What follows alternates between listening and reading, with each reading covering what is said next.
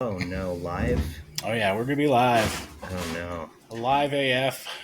Oh shit. Oh no, Yep. I see us live. Oh no. Oh hell Oh, I'm yes. sharing it. Why did I share it? Why did I share it? Oh no, why am I sharing us Oh, this is live happening and- live on Facebook. Yeah, That's okay. that's awful. Come on. This is Who's why on would Facebook? Yeah, who the hell cares, right? who would see our faces and then click the sound button to hear our voices on top of them? Like, ugh. Yeah, we need transcription. Nobody wants that shit out loud. Here's Should your should I start the show? I'm starting the show for you because you're testing feeds with an improv scene in which you are my mother. All right, that's all you need to know. Mom, I'm your mom. Go. Mom, I'd like you to meet someone. This is my what? Who is it? This is my new mother. Mom, this is my new mom. I don't. What's up? I love the term new mom. I'm like a car. I get driven. Yeah, We have been driving around. I've been taking her wherever she likes to go, and she spends time I like with to do me. shots. Is this one of your friends' moms that you're sort of like taken to, or No, I put an ad out about 3 months ago, and she An responded. Ad? Yeah, an ad for. I said I'm seeking new parents. have I done something wrong as a mother? Have I failed you? Well, I think you're answering your own question there just by looking at new mom here. I love you, baby. Why is your new mom like 25 and wasted? Is that what you wanted? That's not the point. The point is she's Isn't there he for cute? me. Our little baby's so hot. Okay, it's not our baby. You shut your mouth. Mom, Adults are talking. Mom, remember, this isn't one of those. This isn't that kind of a relationship. So, not I'm you, Mom. sorry, I'm talking sweetie. to I new didn't mom. mean it. I'm so Thank you. sorry. I always talk out of turn. No, that's you can speak when you want. She does. She does talk out of turn. She's allowed to speak. Yeah, I have several questions, and they You all always start do. with yeah. Well, you're clearly an ungrateful son, and I don't know if you know or not, but I took the time to force Whoa. you from my loins. Way to play the victim, Mom. I think you're taking this and turning it inside out. Obviously, I need if I'm searching for a new parent, then I should be sympathetic. Is that what you're saying? I should be sympathetic to the fact Apologetic? that you want a young, hot, weird mom. Which, by It's the way, okay, it's Matlock. weird that she's hot. age I've is just got a number. this. She You may know- be younger than me, but that doesn't matter in this scenario. Are you sorry. sleeping with her? No, That's absolutely. well. I mean, New mom, shut up for a second. I'm talking to my mom. Aha! I am your mom. I mean my old mom. I'm talking to old mom, and I don't mean that in an Okay, I age don't way. like that title at all. you could really benefit from a ayahuasca colonic. Yeah, and that's why we came here to invite you out to the desert. We're going out we're to. gonna do a ayahuasca You're colonic. You're gonna go pump warm water and hot drugs into your anuses in the desert, and that's what you'd like to invite your offended mother to go do. Oh my It is- God, your mom is so cool. She already knows. Yes, Right. yes, So- exactly. That's so rad. It's kind of my a ritual. God. It's a passing of the torch with ayahuasca and an enema bag. Can you give her like an etch-a-sketch or something just to keep her on the Mom, go get a drink. and butts? Help yourself to whatever is in the fridge. All right, that's Matlock's new mom. There New you mom go. sketch. Now is a good time as any to kick off the whole episode. Why not? Hi everyone, we are the Podcast Wreckers. Obviously. I'm Adam Aragon. I'll be your host today, along with two other hosts who I'll introduce shortly. You can find us online at podcastwreckers.com or your podcast platform of choice, or in your own mind. Just picture it. I like that you have to plug the show before we are introduced. It's like, because they're going to click off as soon as I stop talking. And they're so gone. Now You're you gone guys can already. introduce yourself. At least I got the name out there. I got the website.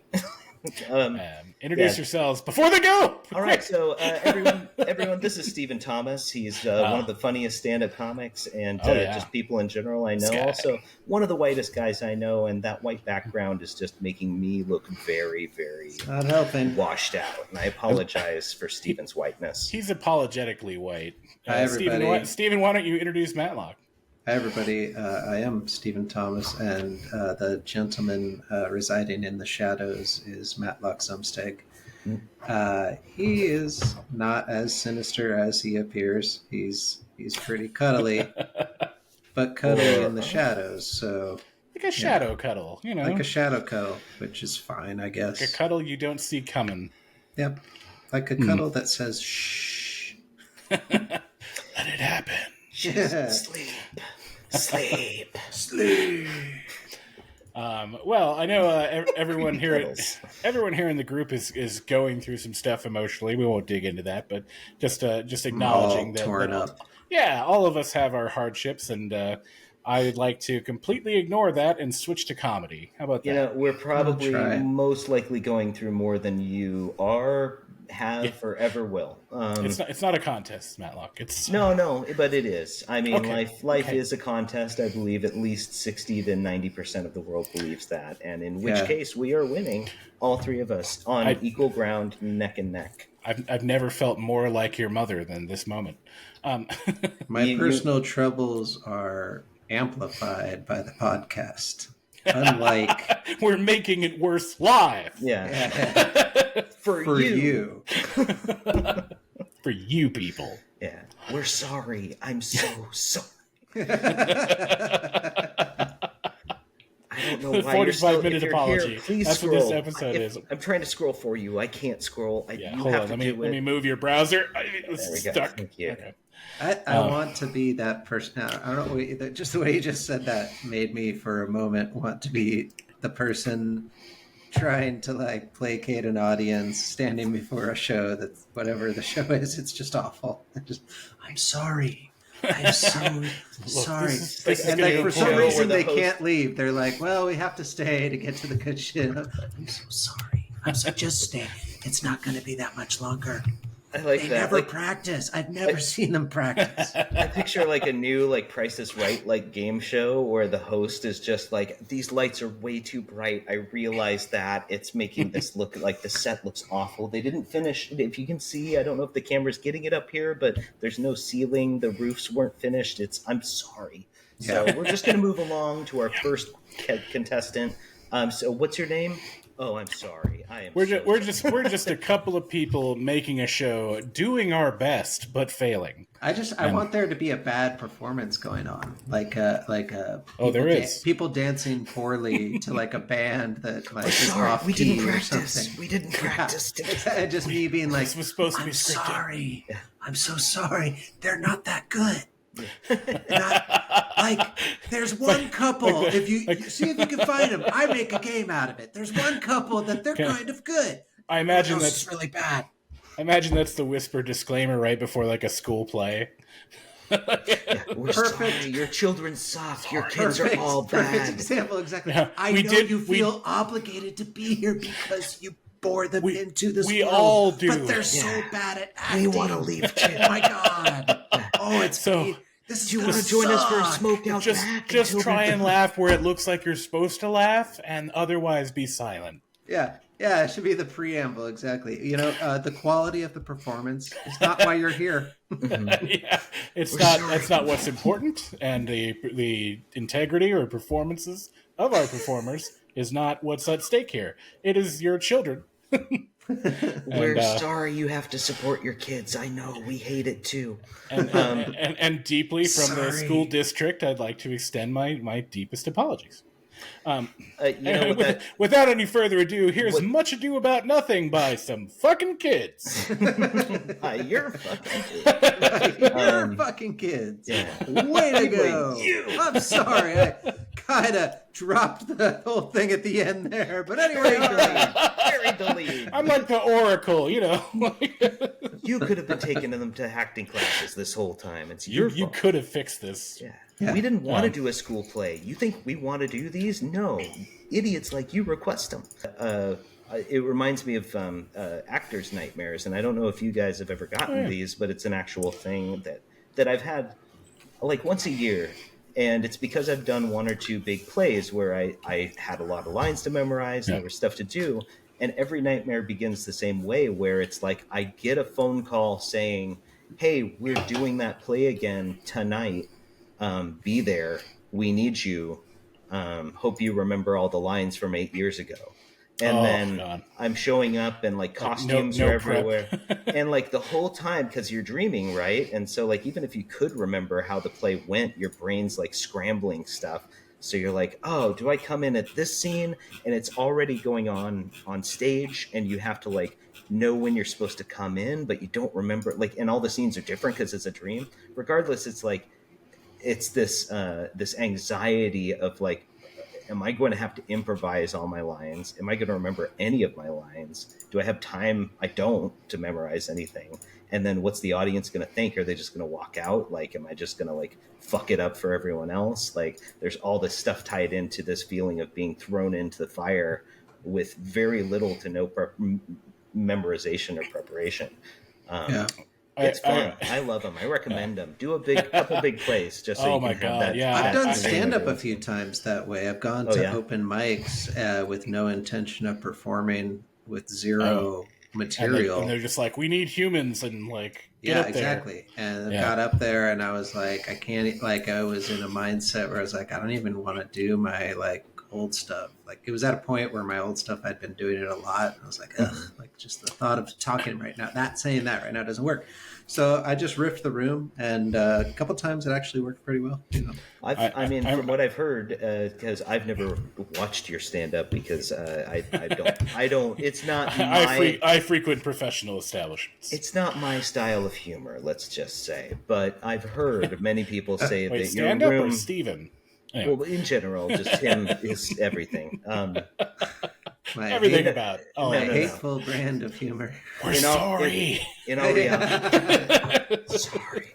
In all honesty, though, I have heard many people comment on how good you are at like riffing the room and just your banter. It's fun. I like that. Yeah, I think Steven's so much. Steven's strongest. I think Steven's strongest with his banter. I think he's only strong with his banter. I would go so far to say that's the only thing. I would say he's medium strong with banter and major weak with all other forms of communication. Just talking, even physical communication. You know, just like body language. He just doesn't.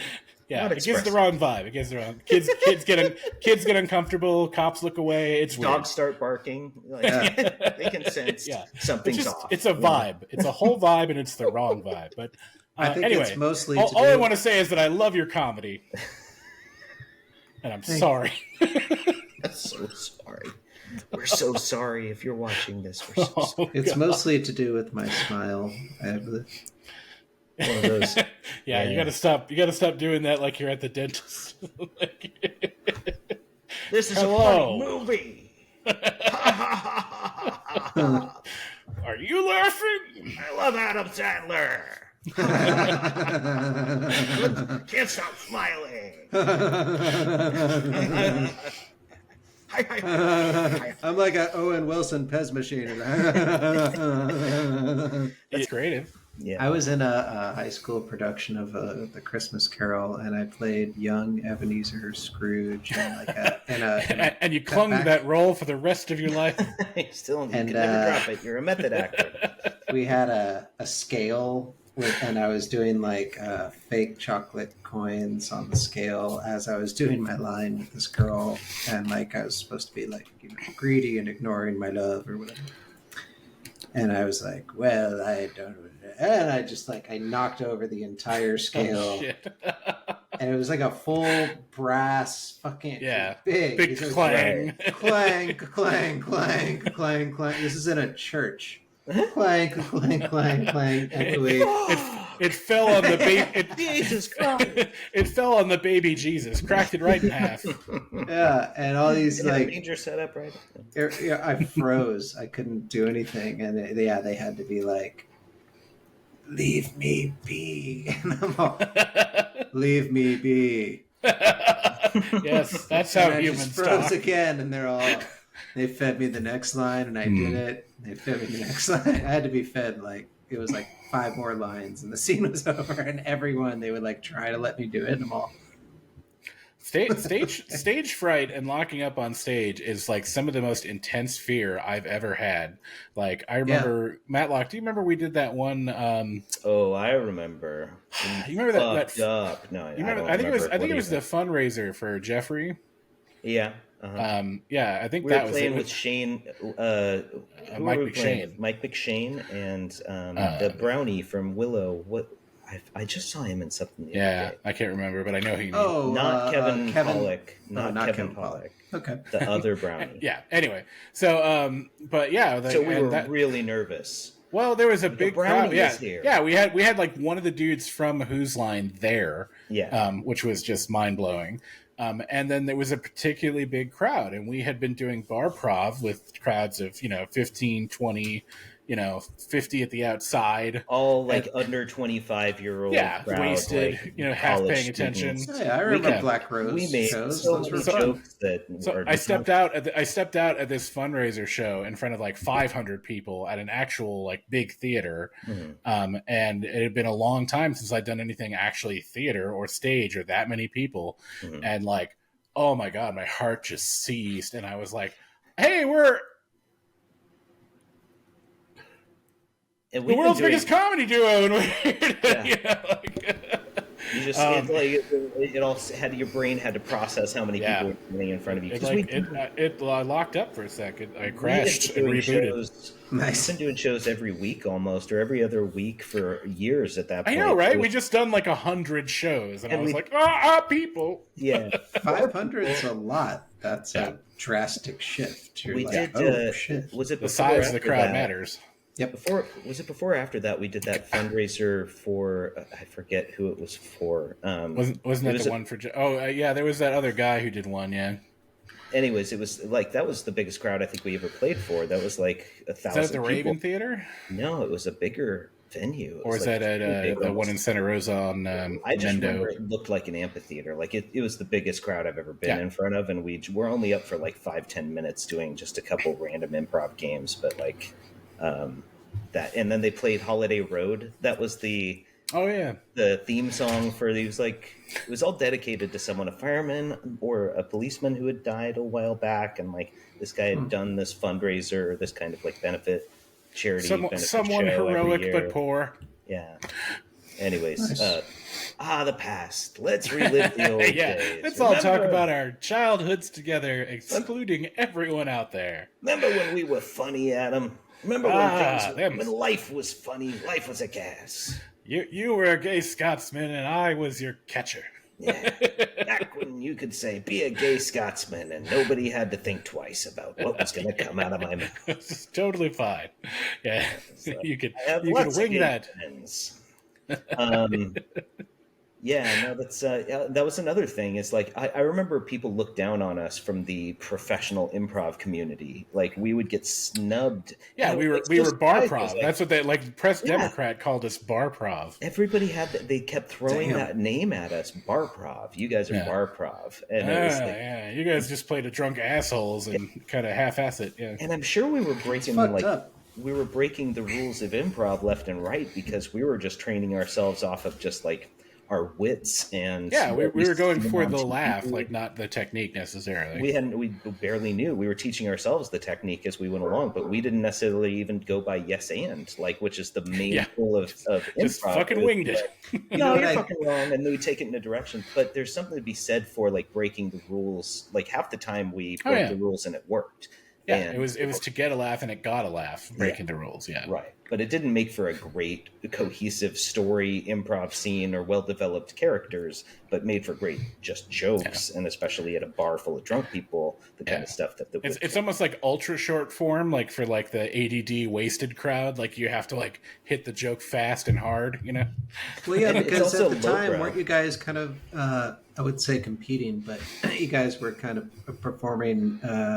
Concurrently with the Sixth Street improv team, which were more wasn't much of a competition. Traditional and like 30 years your senior, all of them, and but none of them professionals and not started by anyone with any improv experience. It was a woman who had seen an improv show and said, I want to do that, and she formed a group, and it was like a group of like complete novices And from what I hear, a lot of them, like, because they didn't know what they were doing, they would train bad habits and behaviors. It's like we played against them every year for a theater sports competition. I remember judges, and dominated every year. We dominate them, like, without really even trying, just being us, and trying to be funny and make ourselves laugh. We would, like, get 9s and 10s, and they would get 3s and 4s. Their scores went down every year because they were getting worse, because they were literally doing more of the same, which was bad, and then like doubling down on it every year. So it was, I think they were the opposite of us, which is like they would go so far on technique, even if it wasn't funny and didn't work. But Press Democrat referred to them as improv.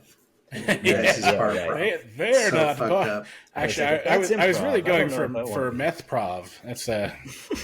That's my next target audience. Yeah, just dark alleyways, and sometimes there's people there, sometimes they're fucking. A little bit of coke prov, some hand job prov. There's some thing that comes up in Facebook, suggested like thing I was supposed to like called OK Methany, and wow, it knows you. And the little picture of it is like some fucking dude like in his 40s or whatever, and it looks like it's like his mugshot. And he's got like a shaved head, like bald shaved head, but then like with this haphazard like blonde wig like on top of it, and he's just all But anyway, so yeah, I we were like the dirty dark secret of improv, but I don't know, like we knew that we got laughs and like we had a blast. So dude, when I think back to those days, because it was like we were so unprofessional, we were going off pure talent and just like youthful energy. And we were always just trying to like crack each other up, which just, if an audience is there and we're any good at it, then they're going to be laughing with us. So we just brought so much youthful energy. I think everyone was jealous, and we were breaking rules, and we didn't know what we were doing. But our crowds were always bigger, and we had sometimes, like for our Valentine's Day shows or whatever, like people we turned people away at some shows. People were watching from outside through the door. I remember there was a couple shows where they were packed to their rafters. And there was a line outside. And I remember at one point they said, we have to cut off the line. We're way over capacity and there's 20 more people out there. They turned them away. They're like, nope. You don't get this. Yeah. Should have got drunk earlier. Yep. Anyway, so yeah, we used to be funny and famous. Speaking of used to be funny and famous 20 years ago, I saw The State last night. Oh, yes. Tell me about how that went down. It's the Breaking Hearts and Dippin' Balls tour. Is that really what it's called? Yeah, and it's touring with Thomas Lennon, Kiri Kinney, Michael Ian Black, right? Michael Ian Black, yeah. The redhead whose name I desperately need to learn now. I know. I always loved him, but then he wasn't in much. Like they all went on to do other stuff, and I didn't see him in anything afterwards. I do love the weird things they've been in, because they did The State and then Viva Variety and Reno 911, or not Reno, yeah, is it Reno 911? Yeah, Reno 911. And then Stella, and like they've been in like, some of those people have been in like 8 sketch shows. Yeah, not to mention all the movies, Wet Hot American Summer. Oh yeah, the David Wayne movies. Mm-hmm. Yeah, Wet Hot American Summer. We just watched They Kevin Came Allison. Together. Kevin Allison is the David redhead Wayne. from State. WAIN, I think is that the name of the director, right? Yeah, Okay. He's one of the cast, but he directs movies. Nice. But he Directed did Role Models. I like that movie a lot. Yeah, I recently watched with a group of people. I had seen it, but I was inflicting on them. But They Came Together.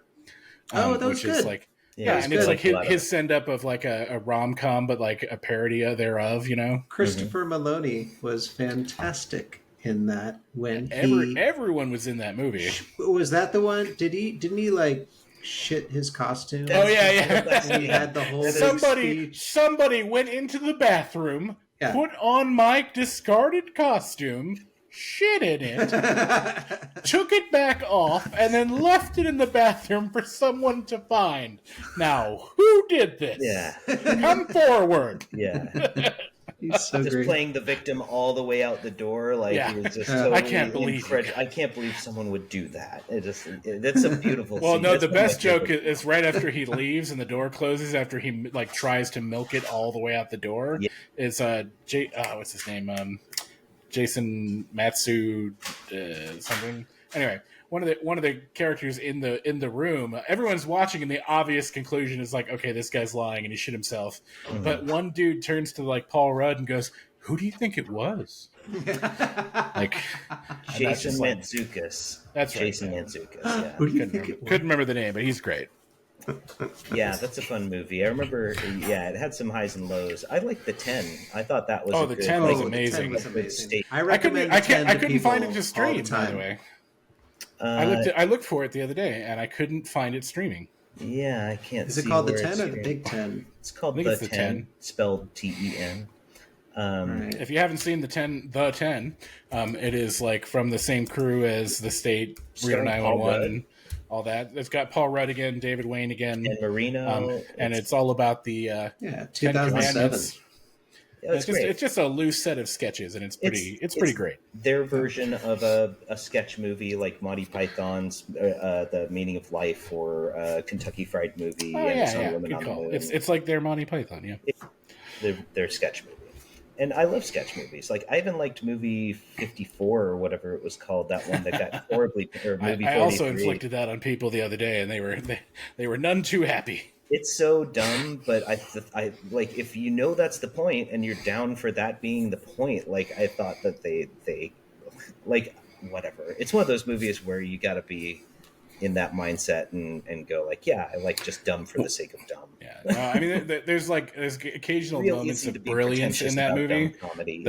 The scene with I think it's Kieran Culkin and Emma Stone Oh yeah, dude, I in think the, about in the that all the grocery time. Her store where he crying puts his while they're- finger in her mouth and like they're just like saying the most filthy things over the intercom, like at a grocery store. Like I always Yeah. think the best acting is when you can cry while saying something ridiculous. And that scene, she cries. Like that's what. Like Yeah. I was like, I like her. She's a good actress because in that movie, she cries while saying like the stupidest line about like, "No, you enjoy our Hep C" or something like that. It's like such a like weird, dumb. But and my other favorite line would be from like that would be.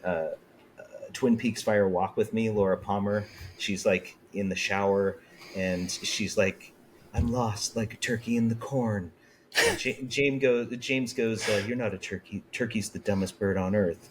And she goes, "Gobble, gobble, gobble."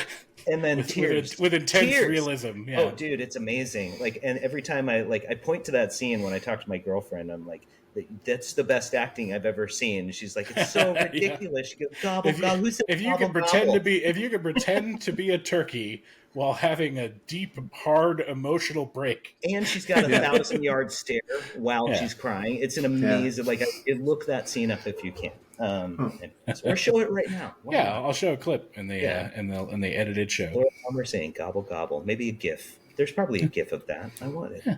Let's hope. Let's Yeah, hope. just look up gobble gobble, see what happens. My favorite.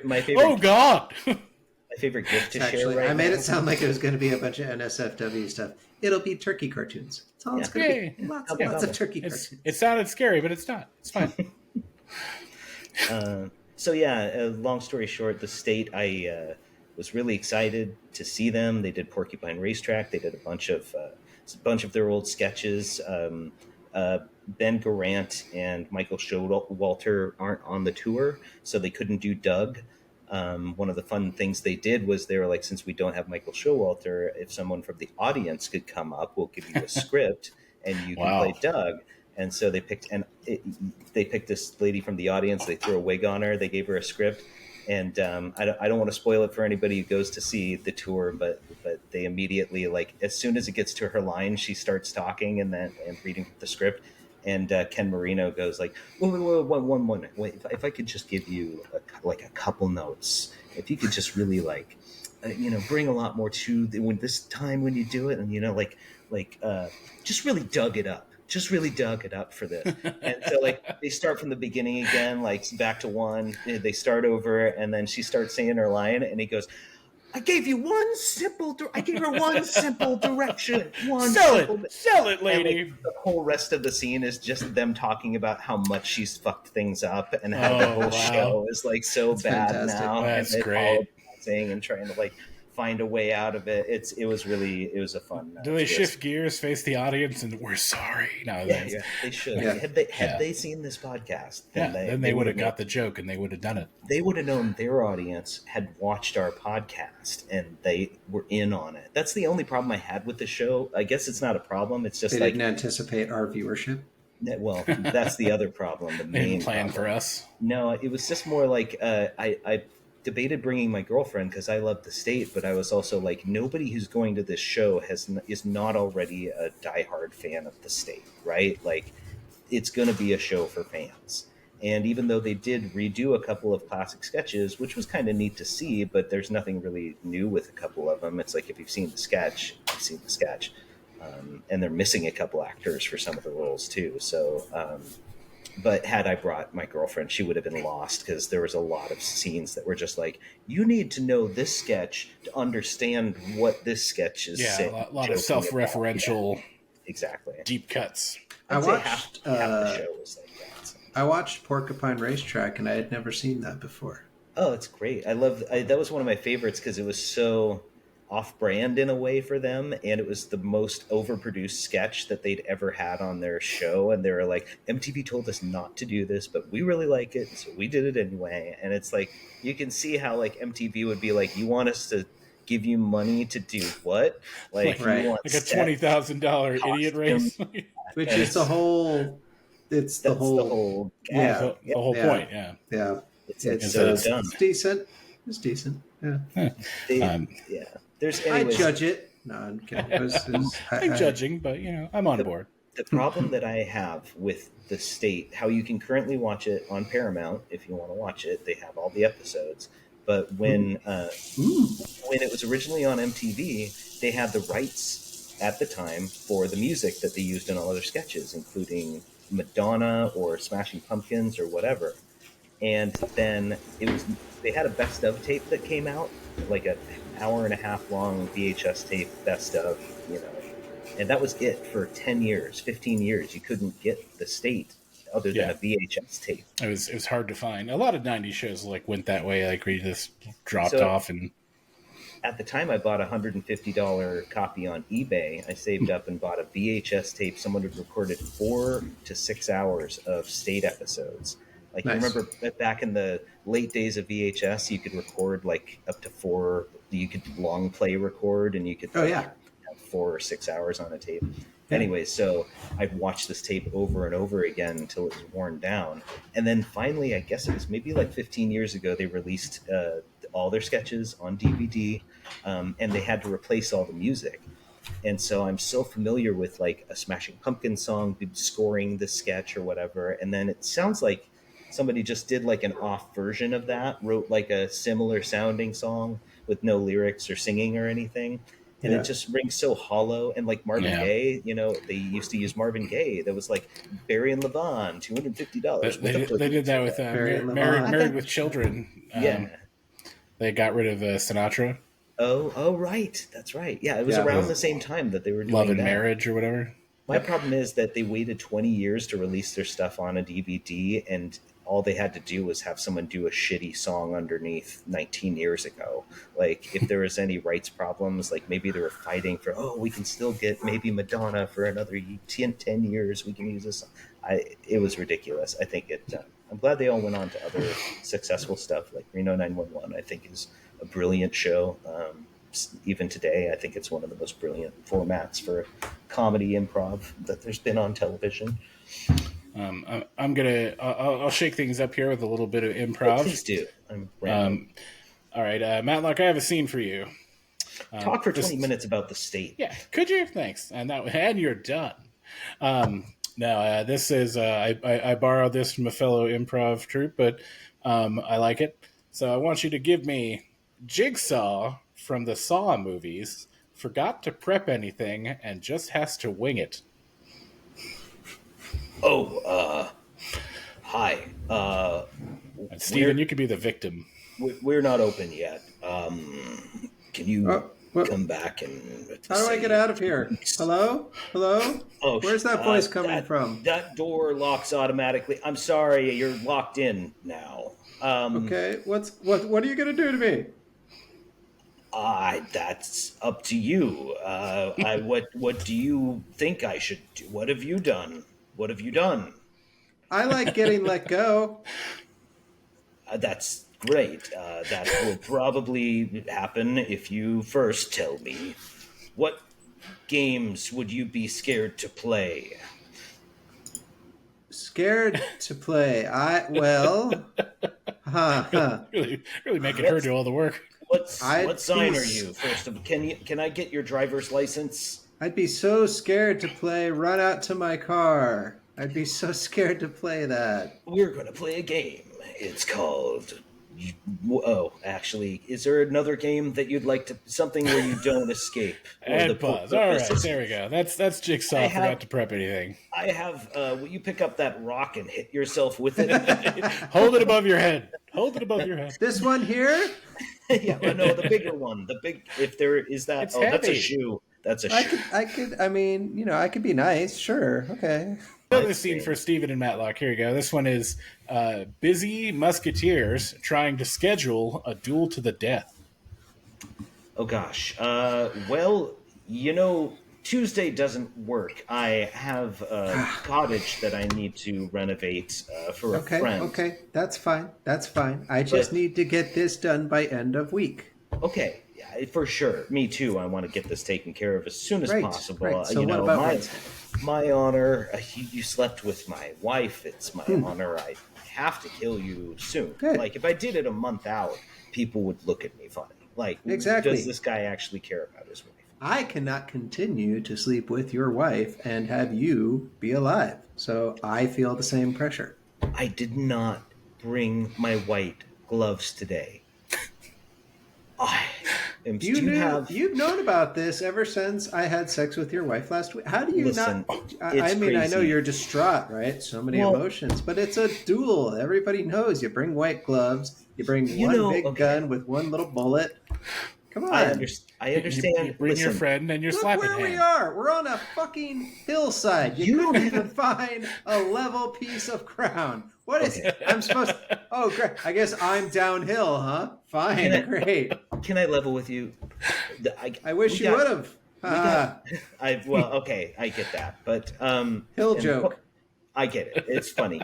I'm just trying to get this out. My kids, we've got 5 children, right? They were crying and screaming the whole time outside the bedroom door while you were fucking my wife. And I know, it was a distraction.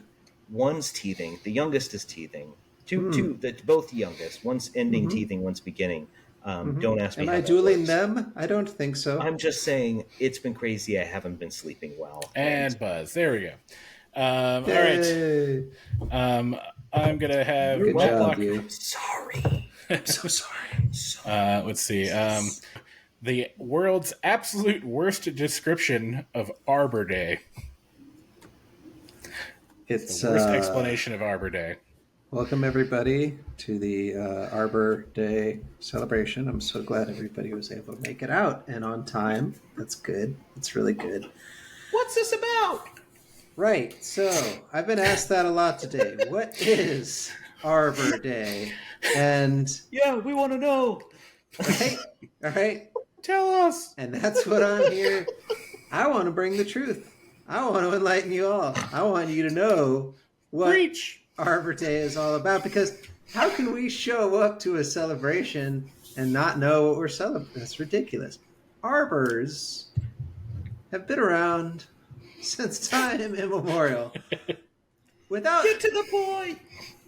Without arbors, where would we be as a society? Lost is where we would be. What's an arbor? An arbor by my side. I don't think I could face each day.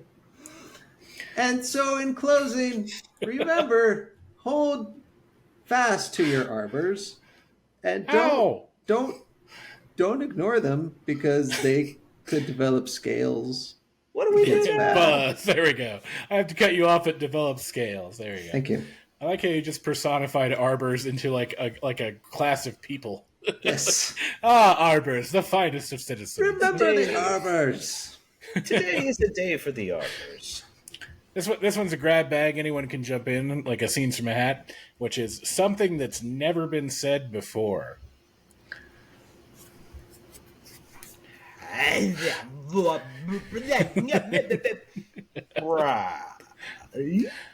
After I get this peanut butter out of my ass, I'm accepting the Nobel Prize. Come on in. The lava's fine. Yes, I'm sleeping with her, and yes, she's dead. Do you like a bloody penis? I wish they had more gay M&Ms. Are your dogs? Can I make them pregnant? I mean, are they fixed? Are they fixed? Are your dogs? Can I then make them pregnant? Wow. I guess he was getting by on pure, like, breaking up the vernacular there. I mean, that's help. Rearranging the words like a series of blocks. Tell me, can you street how to get sesame? Johnny watch, runny, run, ball, fence. Yes, neighbor mine, won't you be? Yeah, see, I'm just... Hey, look, there's Mr. Rogers making love to a wolverine. I'll bet this giraffe could fit down my throat. Do it. No, someone has to have said that. Come on. Really. Come on.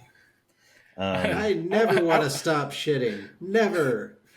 I want another bag of Rush Limbaugh flavored gumballs. If there were pee here, I'd drink it. Yeah, someone's definitely said that. Yeah, no, you're right. But we're out of pee. Nobody ever said that. However, there is no pee, and it's very sad. I will never urinate again. Has anyone said that? Probably. Yeah, I don't know. All I know is this show just got more and more highbrow. Oh, wow. We have negative viewers now. I told you. Yeah, there's actually the people are taking back their view and reporting us and unvisiting. Yeah, please take me to the gas station. I haven't eaten yet today. I got a question. I would like to eat all the food at this 7-Eleven quickly. Put it all in my mouth for me. One of everything from the vending machine, please. Put it all in my mouth without unwrapping it. This gasoline tastes like ass. Now, someone said that. I have a topic real quick to bring up. Does anybody have a story of like their worst stage experience? Not theatrical, but I guess like in front of a comedy crowd.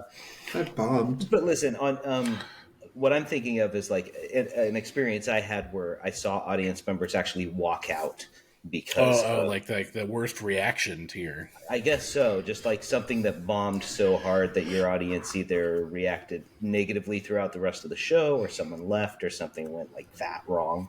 My example I'll give real quick is I was in a scene with a friend of, an improv guy who tends to do like poop humor, and we've been trying to train him out of it. And in fact, it was like he was trying his best. Stop shitting on the stage. Let's just stop making, like, as soon as it would go there, he would just keep it there, and that was like his realm of expertise. So it was hard for him to like pull himself out. But he was doing good about not bringing stuff up. Well, I went to go sit like I was sitting on a park bench reading a paper to start a scene, but there was no bench, so it looked like I was squatting reading a paper, which made it look like I was on a toilet. And then he started taking pictures of me in the scene, and then it was like it was a modeling shoot where I was on the toilet. And then pretty soon he had me like smearing shit on myself. And then within like 2 minutes, the whole room in the scene was like smeared with shit, and people who were entering the scene were supposedly slipping on it. And like people got up in front of us and started walking out. And I was like, I'm sorry. I swear the next scene will be better. Sorry. Yeah, it was one of those I'm sorry moments. Sorry. We'll wrap it up. Sorry. We can come back in a minute. He brought it up, and I had to take it and run with it. We crossed a line. We see that now. Yeah. Look, we have regrets, and we're gonna fix it. And restart. And Yeah, and stop that. Just stop it. Yeah, instead of the buzzer, just stop it. Everybody stop. Everyone apologize right now. We're sorry. Okay, let's just start the whole show over again and just take it from the top. Everyone pretend you didn't see that. Strike that from the record. Could you all just blank it out? So, you guys now, do you have any stories to No, write? every performance of mine has been sterling. Yeah, I can attest to that. Every time Steven's gone on stage, there's basically like a holy emanating glow from him, and the audience Sterling.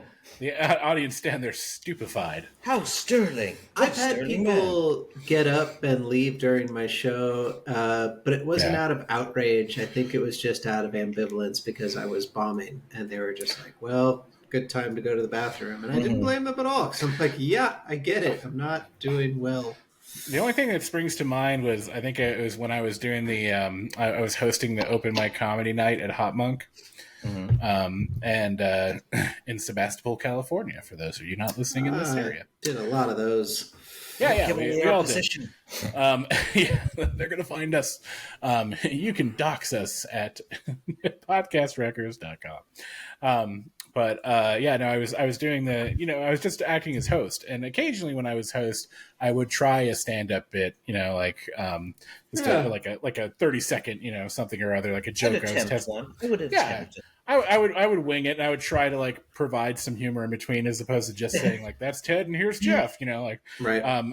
So I had a couple of those just let me I had a couple of those just get complete silence and crickets, which is uncomfortable enough. Well, but I remember one time I did it and the joke didn't land, and I was like, and I moved on, and like it wasn't the end of the world. But about 2 sets later, I went up to like do the in between, thank you to them and introducing the next person. And the minute I put my foot on the stage, one guy in the crowd went, "Oh, this fucking guy again."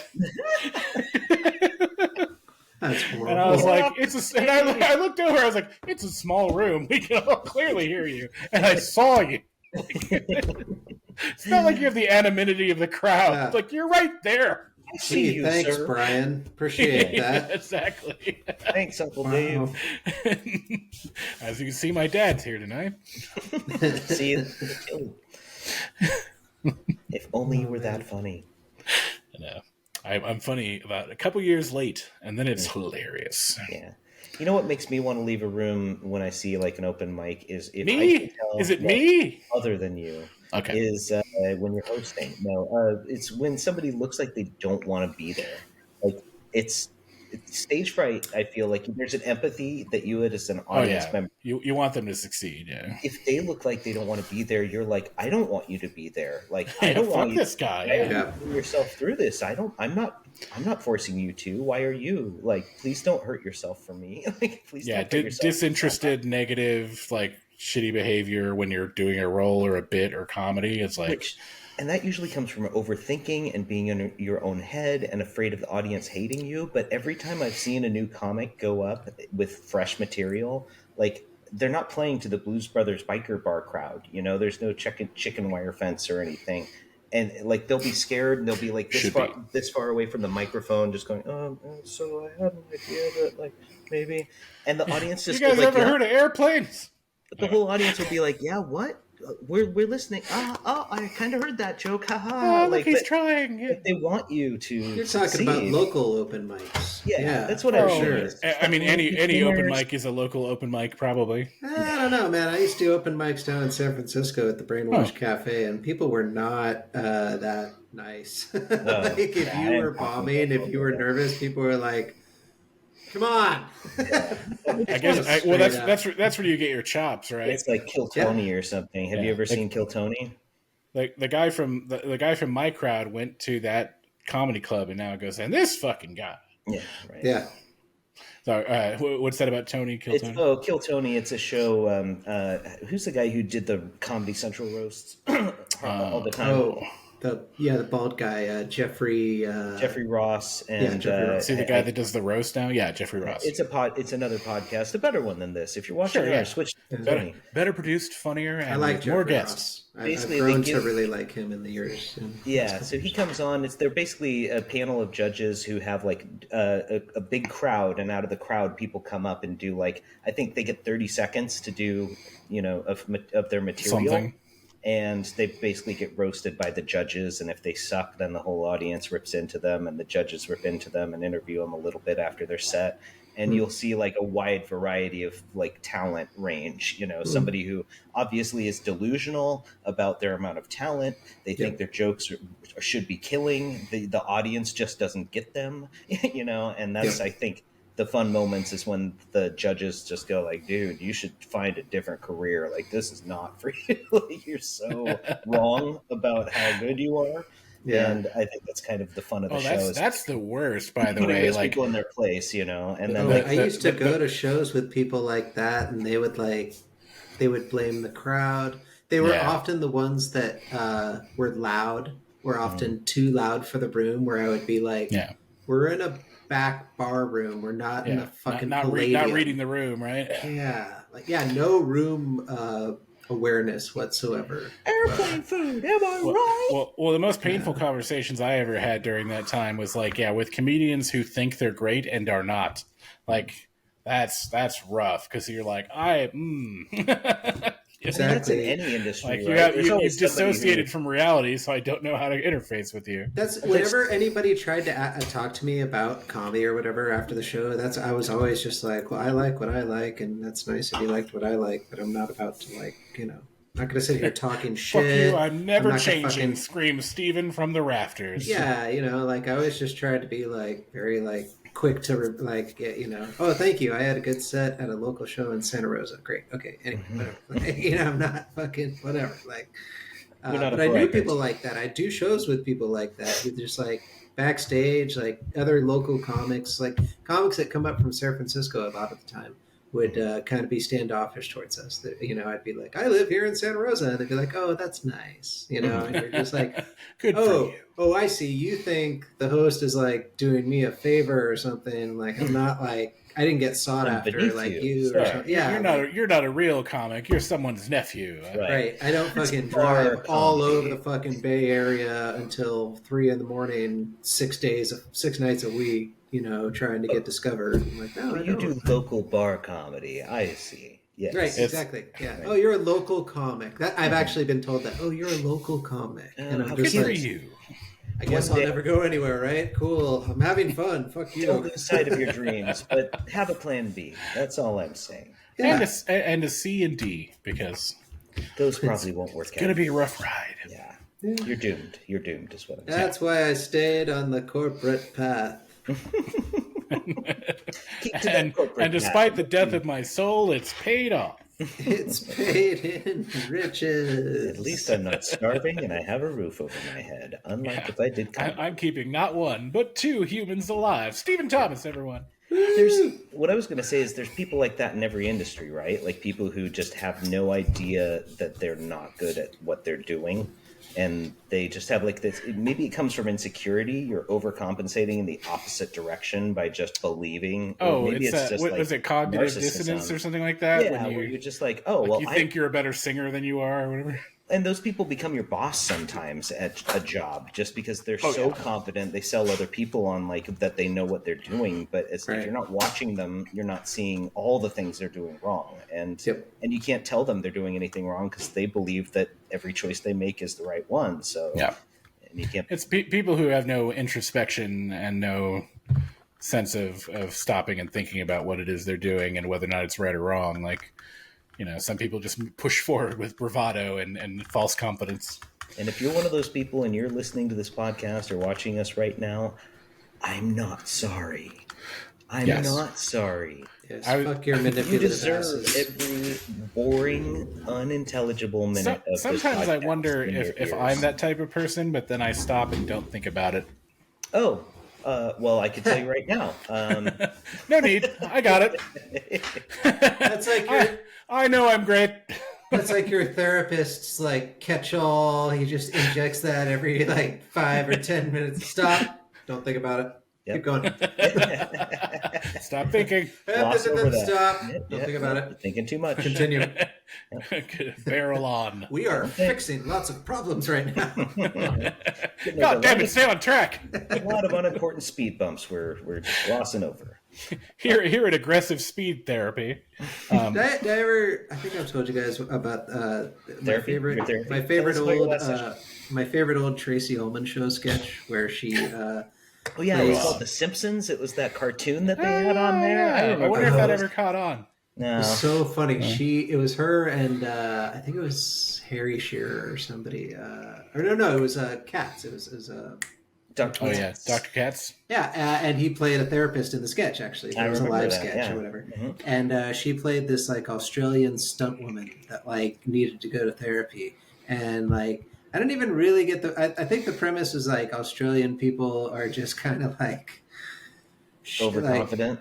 Kind of stupid but overconfident or something like that. But like, so she was like, she goes in. It's a good day. She's like, good day, Doc. So I've got these real problems, and I've been just like, I've got these real issues, you know, and I don't know who I am anymore. And am I two different people? I don't know. I've lost my mind. And can you help me? And he's like, sure, I'll help you out. So the first thing you got to do is just accept that you have a problem. And she's like, you're right. My God, I do. I have a problem. Thank you, doctor. You're a good doctor. She like reaches and shakes his hand. Out the fucking door. He's like, wait, no. What are you? We haven't even. Oh, what? We've had a breakthrough. Yeah. She's like, you fixed me. You're amazing. And she's like, no, wait. That's oh boy. Oh, it's so good. And it just keeps going like that. Like he'll say one sentence, and she's like, oh, a miracle worker. It's so good. I used to love Tracy Ullman. She's short of enacting other scenes from other shows. I mean that. I'll have to say, I just want to say Tracy Ullman and Wanda Sykes are two comedy's most underappreciated. I mean, those are some of the two most, to my mind, most underrated casualties of a fucking fucked up misogynistic entertainment industry. The male patriarchy, kept them. I mean, she had her own show, and it was great, and the Simpsons spawned from it. But where did she go? Like, she brought The Simpsons to us. What did we ever give to her?